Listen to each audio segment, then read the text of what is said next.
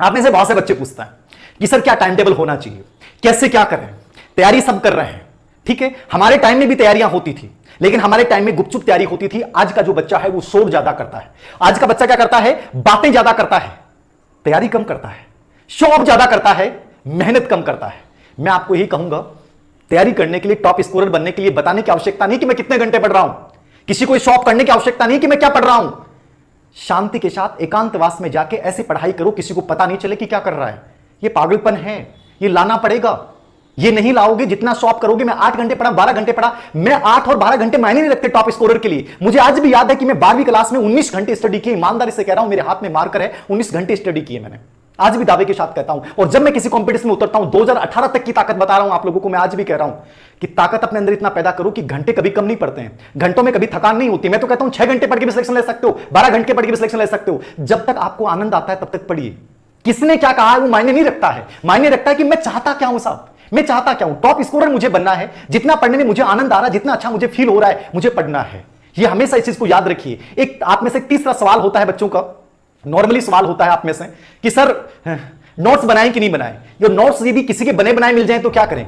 Top scorer वाले बच्चे की बात कर रहा हूं। आज मेरा पूरा वीडियो टॉप स्कोरर बच्चों के ऊपर है। वो कभी भी दूसरों का नोट्स पे विश्वास नहीं करेगा। विश्वास करना है जिंदगी में, एक ही बात याद रखना, खुद पे विश्वास करना, दूसरे पे मत करना, क्योंकि दूसरे आपको गिराने की कोशिश करेंगे। आप हजारों ग्रुप्स बने हुए हैं यूट्यूब फेसबुक के ऊपर, हर व्यक्ति में पीडीएफ डाली जाती है कि साहब मेरी पीडीएफ पढ़ो, मेरी पीडीएफ पढ़ो, मेरी पीडीएफ पढ़ो। जिंदगी में याद रखना, धीर सिंह सर आपके सामने खड़े हैं, असिस्टेंट प्रोफेसर भर्ती परीक्षा का लास्ट मैंने जस्ट एग्जाम दिया है। राजस्थान में शेखावाटी संभाग में मेरी पहली एक प्रकार से रैंक थी, वैसे राजस्थान में 7वीं रैंक थी। मैं गवर्नमेंट जॉब के साथ, मैं कह रहा हूं आप में से कहते हैं लोग क्या कर सकते हैं, कुछ भी कर सकते हैं। मैं गवर्नमेंट जॉब करता था, स्कूल लेक्चरर था, बोर्ड एग्जाम में मैं एसीएस था, अतिरिक्त केंद्र अधीक्षक था। लेकिन एसीएस होने के बावजूद मैं पेपर वगैरह वितरित करवाने के बाद बीच में 1.5 घंटा मिलता था, मैं 1.5 घंटे चुपचाप बाहर नहीं निकलता था, चुपचाप मैं किताबें पढ़ता था, राउंड भी लगाता था लेकिन किताब पढ़ता था। यह समर्पण आप में होना चाहिए।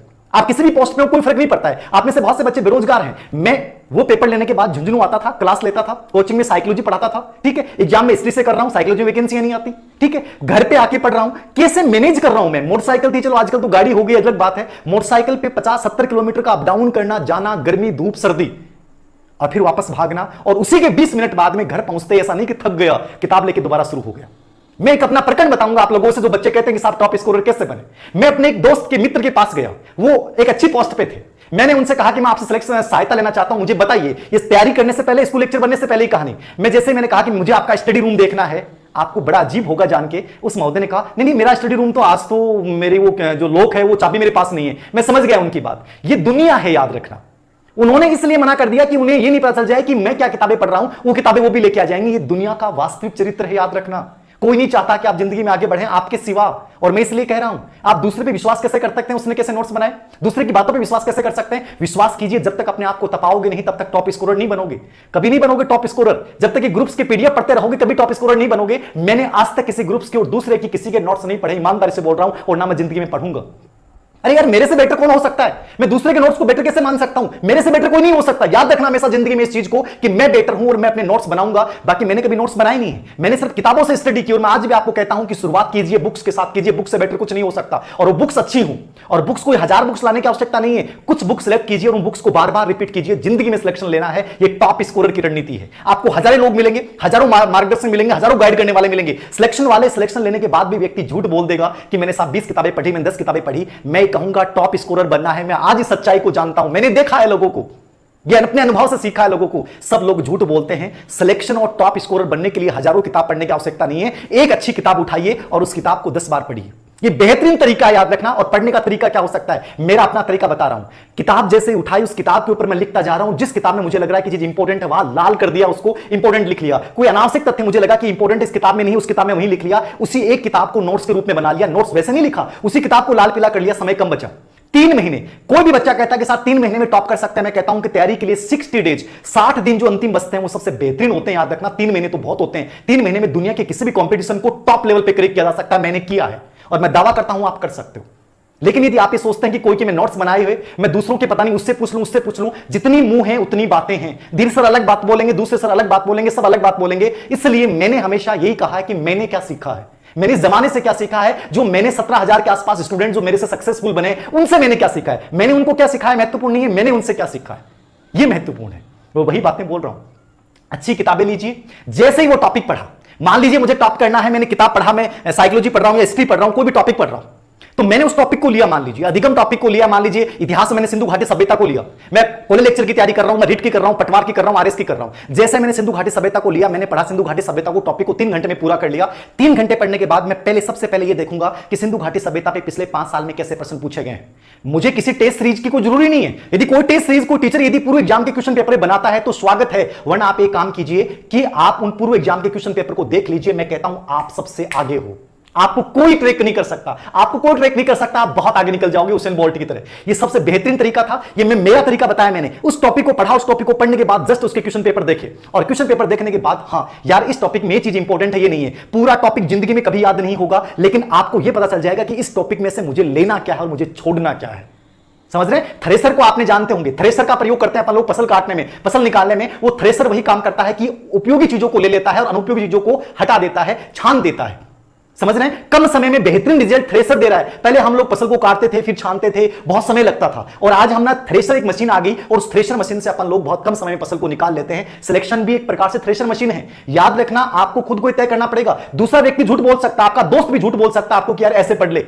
बिलीव कीजिए अपने ऊपर, पूर्व एग्जाम के क्वेश्चन पेपर पे। और याद रखना, मैं जिस टॉपिक को पढ़ता था उसको 3 या 4 दिन बाद में उसको रिपीट जरूर करता था।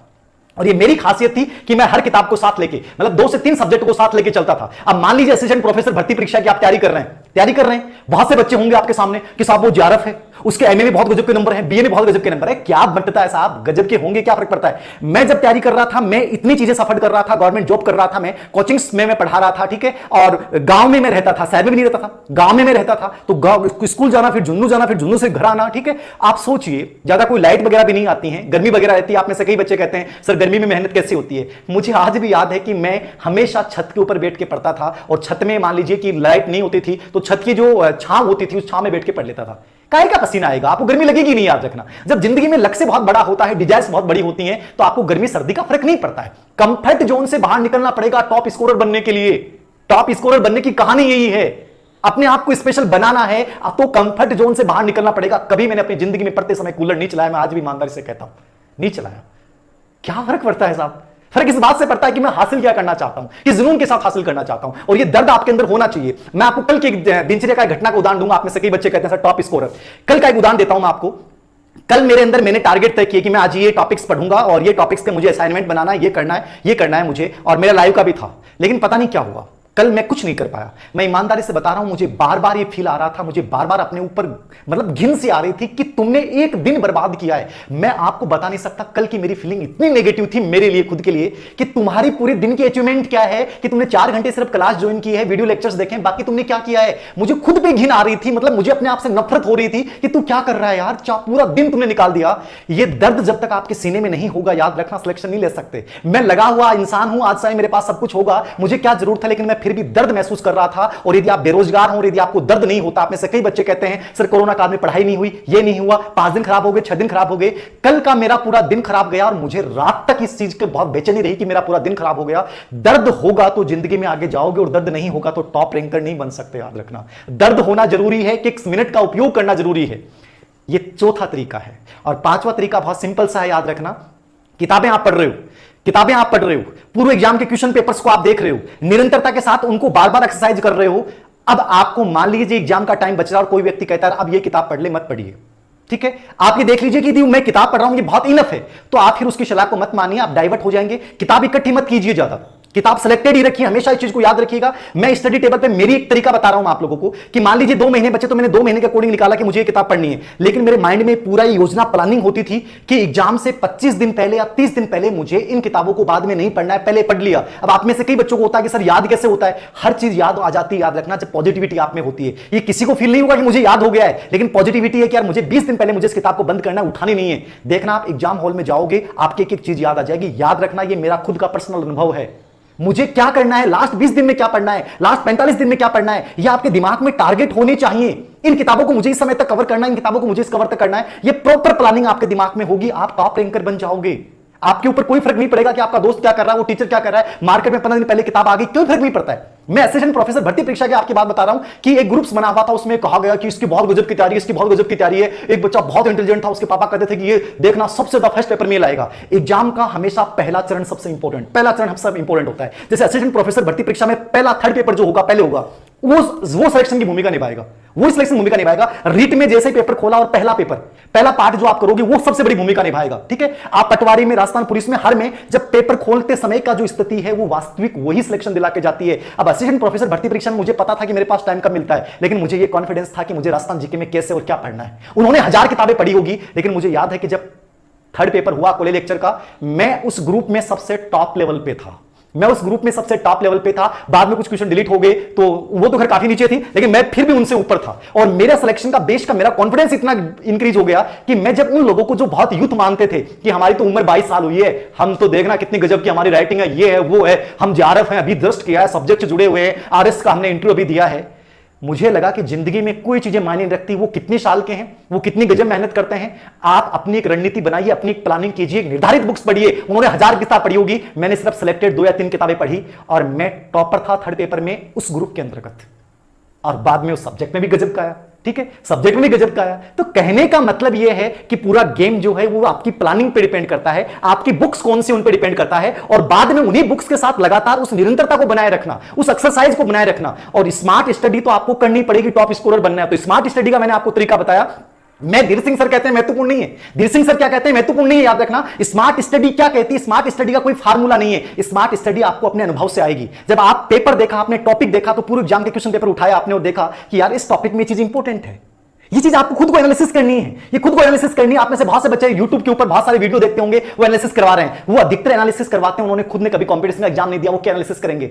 अरे आप खुद अपना एनालिसिस कीजिए ना, आप खुद अपने पूरे एग्जाम पेपर देखिए ना। वो आपके सामने 20 नए पर्सन लेके आ गए और आप कंफ्यूज हो जाओगे, यार राजस्थान कला संस्कृति में ये पर्सन तो पढ़ा ही नहीं, यार कहां से लेके आए। आपके दिमाग में टेंशन शुरू हो गई, आप उस पर्सन के चक्कर में कुछ नई किताबें लाने की कोशिश करोगे, आप अपने वास्तविक मकसद से भटक चुके हैं।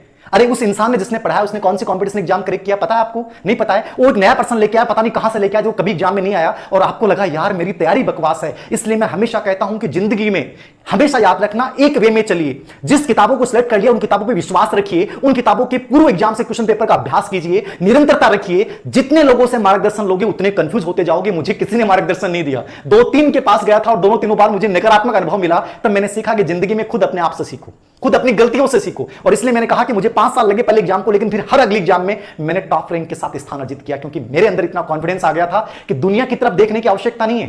तुम्हारे अंदर वो ताकत है, तुम्हारे अंदर वो ताकत है कि तुम इस लॉइन को हरा सकते हो। याद रखना, तुम्हारे अंदर वो ताकत है कि तुम इस लॉइन को हरा सकते हो। यह एहसास मुझे 2010 में हो चुका था, और 2010 के बाद मैं किसी कंपटीशन में सफल नहीं हुआ। याद रखना, नहीं हुआ, क्योंकि मुझे पता चल गया था कि किसी कंपटीशन को हराने के लिए सबसे बड़ी ताकत आपके अंदर, खुद के अंदर है। और इस चीज को याद रखना, मैं आपको यही कर रहा हूं। आज टॉप स्कोरर बनना है, टॉप रैंकर बनना है, आईएएस बनना है, आरएस बनना है। याद रखना, उस जमाने की तरफ मत देखिए जो जमाना खुद भ्रमित है।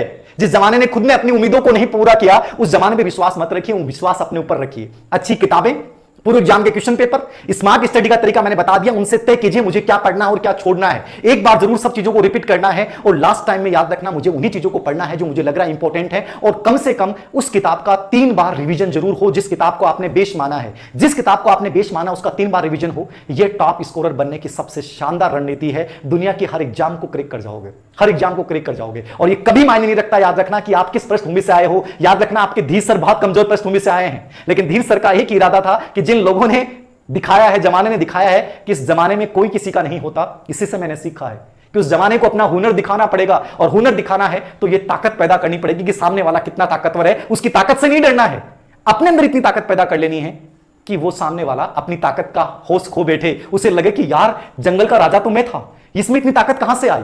ये उसको एहसास करवा दो। ये केवल आप खुद कर सकते हो, दूसरा कोई नहीं कर सकता।